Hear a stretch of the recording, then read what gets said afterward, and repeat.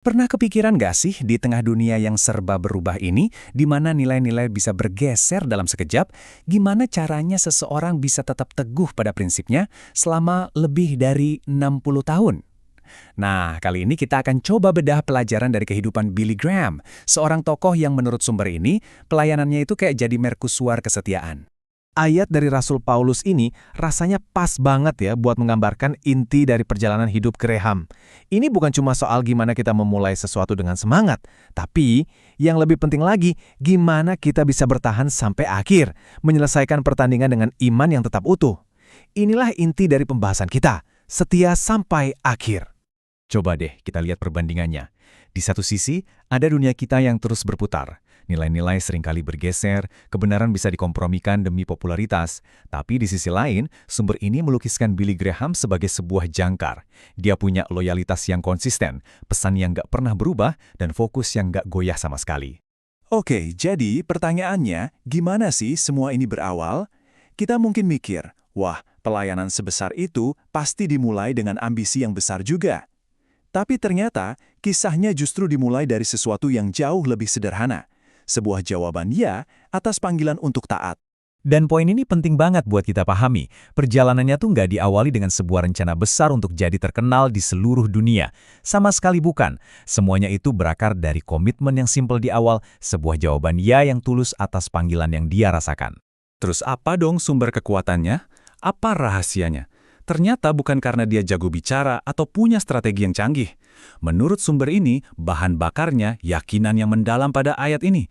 Keyakinan bahwa Injil itu sendiri punya kekuatan, terlepas dari siapapun yang membawakannya. Jadi pelajaran pertama yang bisa kita ambil dari sini tuh sederhana tapi dalam. Ternyata Tuhan itu nggak lagi nyari superstar atau orang yang paling hebat. Dia justru mencari orang yang hatinya mau taat, yang mau setia sama kebenarannya. Pada akhirnya, ketaatan itu jauh lebih berharga daripada bakat. Oke, dari satu kata ya yang sederhana, lahirlah sebuah pesan. Tapi pertanyaannya gimana caranya pesan itu bisa tetap relevan selama puluhan tahun, melewati berbagai macam perubahan zaman. Nah, di bagian kedua ini, kita akan lihat konsistensi pesannya yang luar biasa. Nah, kutipan ini benar-benar merangkum semuanya. Luar biasa ya, selama puluhan tahun di tengah gempuran tren dan ideologi baru, inti pesannya cuma satu dan gak pernah berubah.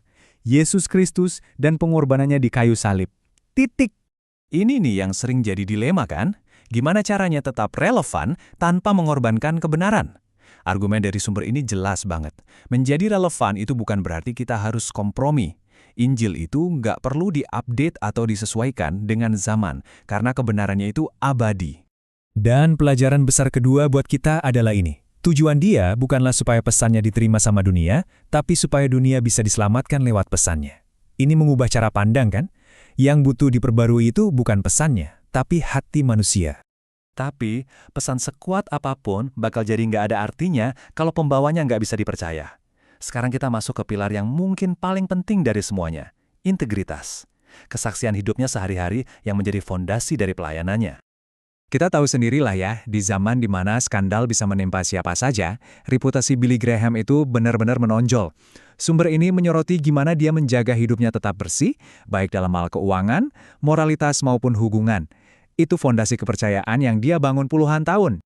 Dan integritasnya ini bukan soal aturan-aturan ketat dari luar loh. Sumber ini mengaitkannya dengan prinsip Alkitab ini. Integritas itu seperti kompas di dalam hati. Sesuatu yang tulus dari dalam yang akhirnya menuntun setiap langkah dan keputusan. Jadi, pelajaran pentingnya buat kita semua, apalagi buat para pemimpin, karakter itu bukan cuma pelengkap tapi fondasi. Tanpa karakter yang kuat, pelayanan sebesar apapun bisa runtuh kayak rumah di atas pasir. Justru, tindakan-tindakan kecil yang penuh kesetiaan secara konsisten, itulah yang membangun sesuatu yang abadi. Oke, kita sudah bahas ketaatannya, pesannya yang teguh, dan karakternya yang berintegritas. Tapi, untuk apa sih semua itu? Nah, bagian terakhir ini akan mengikat semuanya. Apa sih tujuan akhir dari hidupnya menurut dia sendiri? Ini pertanyaan yang mau nggak mau, kita semua pasti hadapi suatu saat nanti. Pertanyaan tentang garis finish.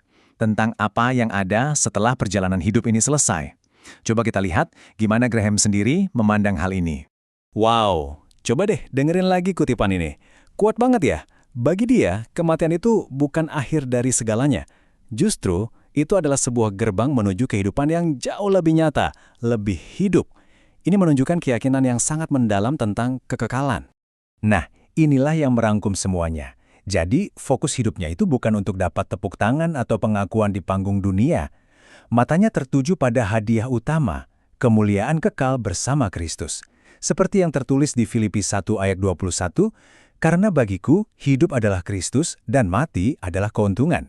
Kita sampai di bagian kesimpulan. Setelah melihat semua pilar kehidupannya, pertanyaan besarnya adalah, apa sih pelajaran terpenting yang bisa kita bawa pulang untuk dunia kita sekarang? Apa yang paling dibutuhkan saat ini? Dan inilah argumen penutupnya. Mungkin yang paling dibutuhkan dunia saat ini bukanlah lebih banyak selebritas rohani yang terkenal, tapi justru sesuatu yang lebih mendasar, orang-orang percaya biasa yang menunjukkan kesetiaan yang luar biasa pada kebenaran, sampai akhir. Jadi, kalau kita rangkum dalam 4 poin utama, inilah yang bisa kita pelajari. Setia dalam panggilan kita masing-masing, teguh dalam pesan kebenaran, bersih dalam integritas, dan rendah hati sampai garis finish.